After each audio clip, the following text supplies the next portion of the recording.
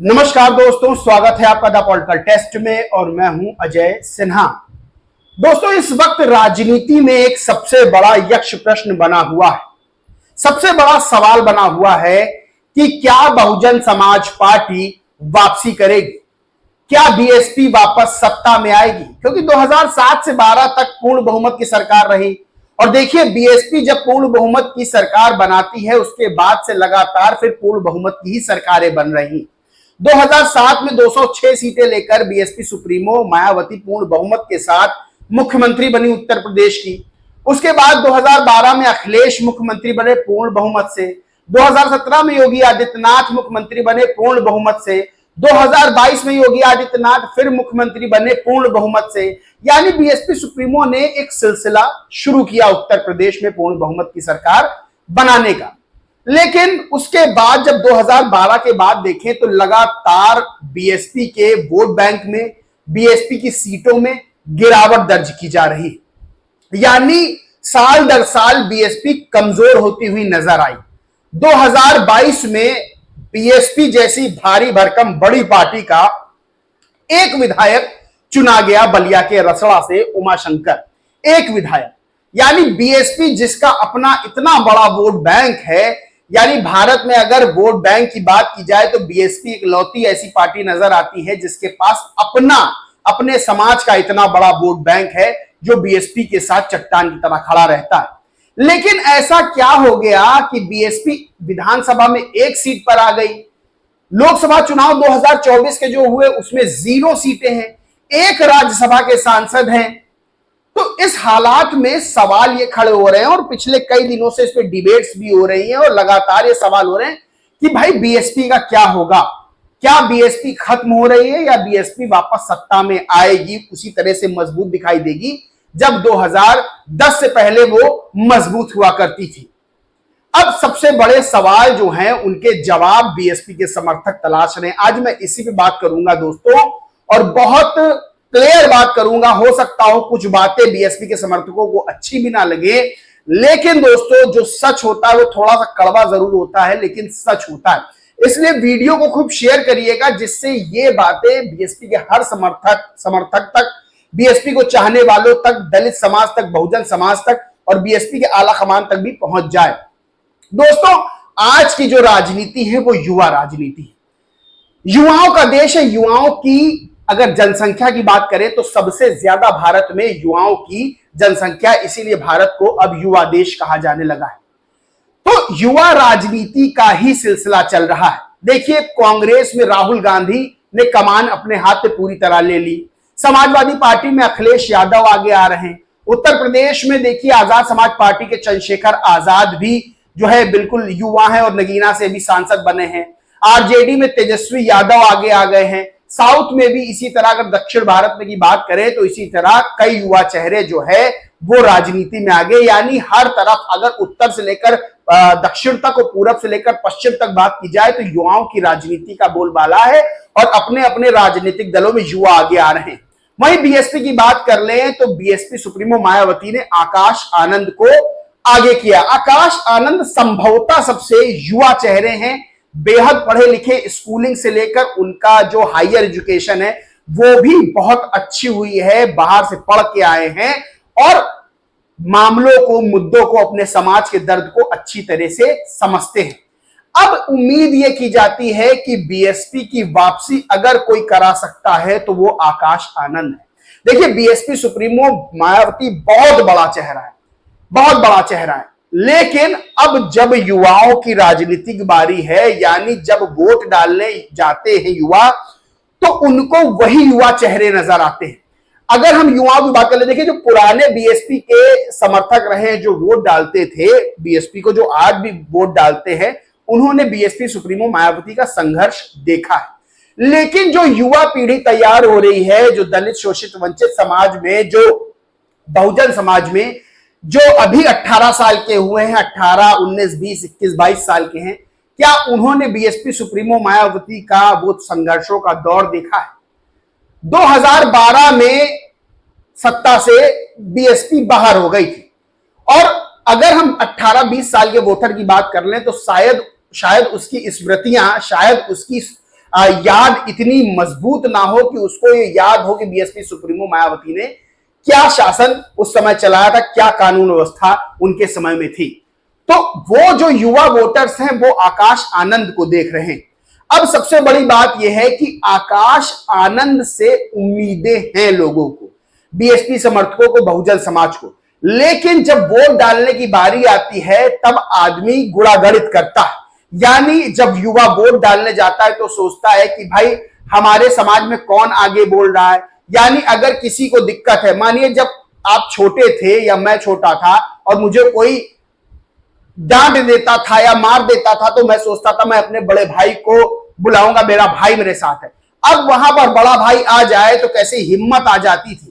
लेकिन वही बड़ा भाई अगर अपने साथ वालों को भेज दे या अपने साथ काम करने वालों को भेज दे, खुद ना आए तो एक दो बार चल जाएगा, लेकिन बाद में उस छोटे भाई को एहसास होगा कि मेरे बड़े भाई आते ही नहीं हैं, ये किसी को भेज देते हैं। तो एक मन में ये विचार उत्पन्न हो जाएगा कि भाई मेरे बड़े भाई हमसे क्या प्यार नहीं करते हैं। ये बहुत सरल सा उदाहरण मैं बता रहा हूं। इसी तरह अगर शोषित, वंचित, दलित, बहुजन समाज के घर में कोई दिक्कत होती है, कोई पीड़ित होता है, तो वहां पर आकाश आनंद का जाना बेहद जरूरी होता है।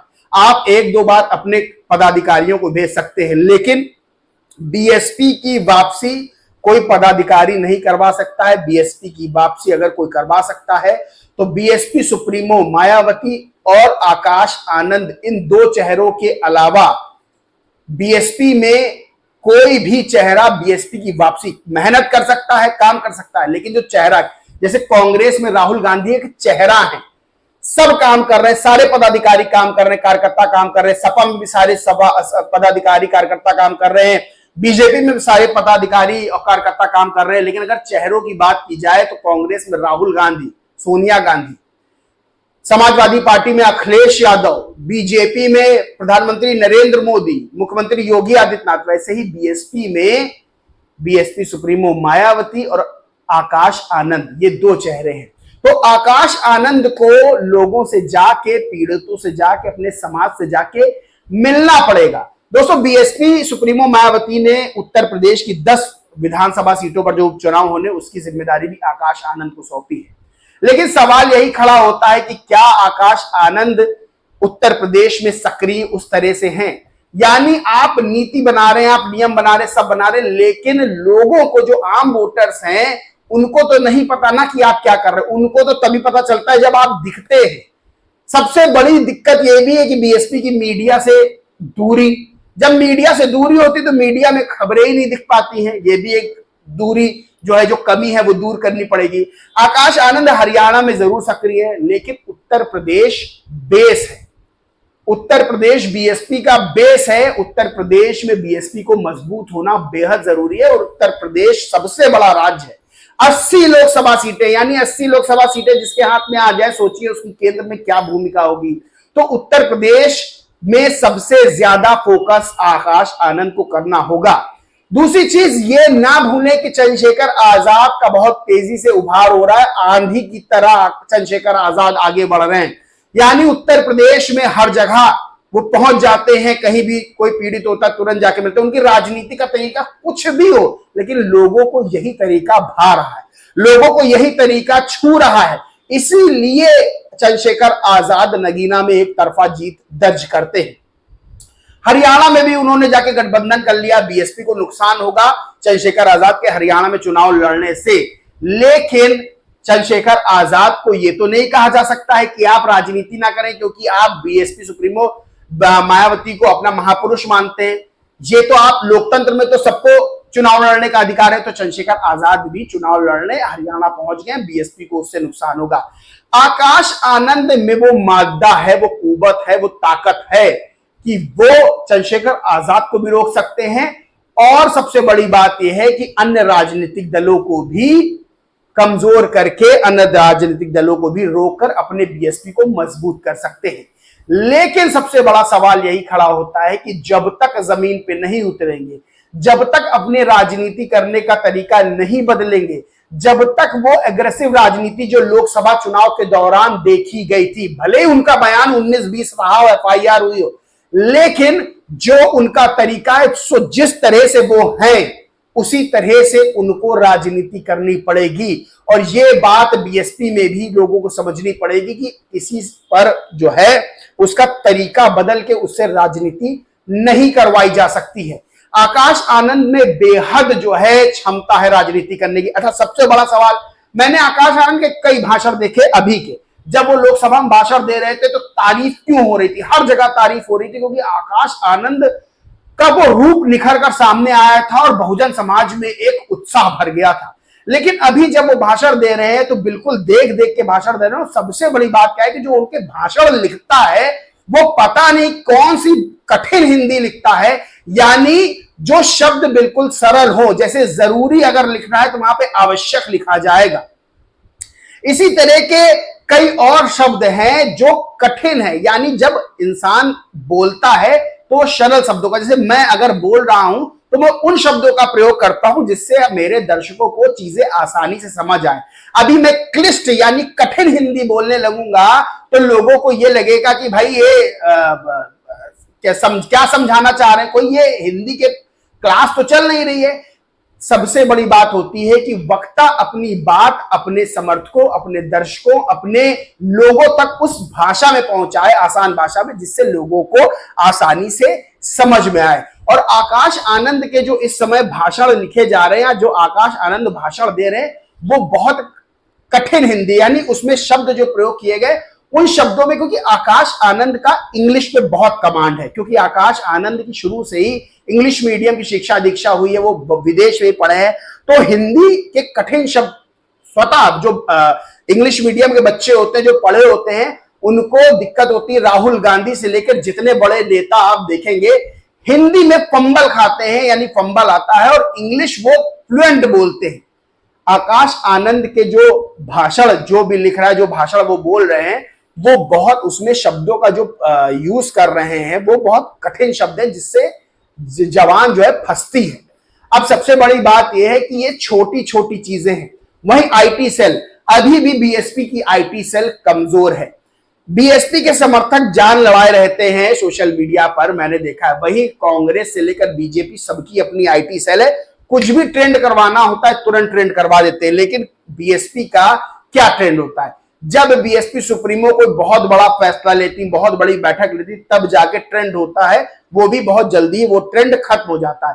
लेकिन बीएसपी को ये बात समझनी पड़ेगी कि अब जो है वो मजबूत आईटी सेल बना के कई चीजें, अपने मन की चीजें ट्रेंड करवाएं ट्विटर पर। सबसे बड़ी बात यह है कि अन्य राजनीतिक दल यही कर रहे हैं।